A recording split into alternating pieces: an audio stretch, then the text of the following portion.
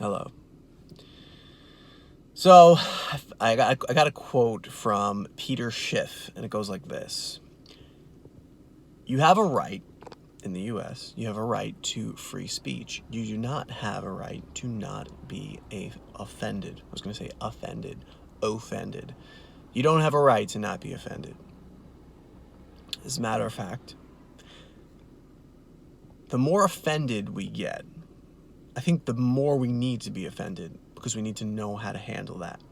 We need to know how to be okay with people sharing what they think about us and what they think about our beliefs, even if it's not directly to our face. So it's like when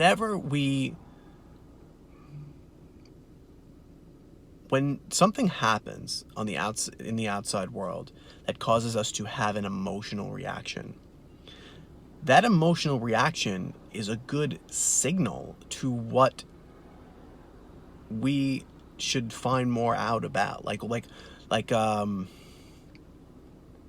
if you find out that someone was talking behind your back and you get like an instant full-on anger spell, like your face turns red and you get embarrassed, that's a good time for us to ask ourselves, like, all right, like, what's up with that? Like, what does that mean that this person spoke behind my back? Oh, okay.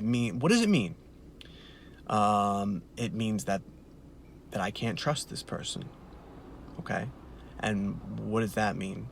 All right, if I can't trust this person, then maybe they won't be my friend anymore. And then that you feel like a sense of loss and I'm going to lose the relationship. All right, let's say I lose the relationship. What's the big problem with that? Oh, well, if I lose that relationship, then other relationships might get lost too. So ultimately, when we get triggered, quote unquote,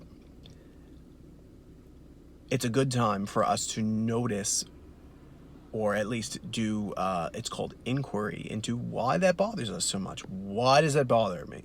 Right? And then we'll dig deep into what that belief is that causes us to have that emotional reaction, that emotional negative reaction. Why is it so painful, right?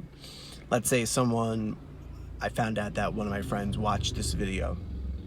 And I found out through another friend that this person said, oh, he doesn't know what he's talking about, and that stuff is so useless. I can't even believe he's wasting his time.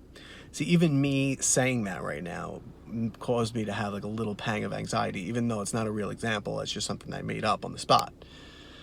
So I would have to ask myself, okay, what would that mean if, let's say, Rich, that's the person's name.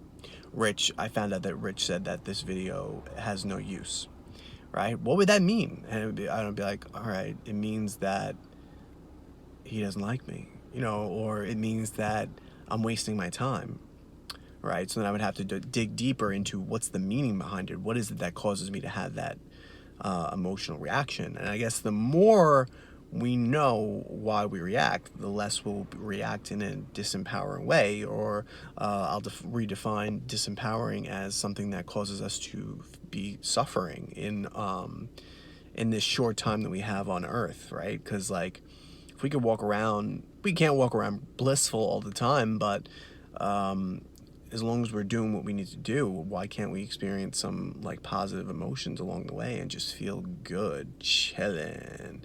So I guess ultimately, to sum it up, it comes down to, if we're being offended, if we're being triggered, maybe we could ask ourselves, what is it that bothers me about that? What does that mean when this person says this, or this person does that, or these people do this, or this person does that? What does it mean about the world?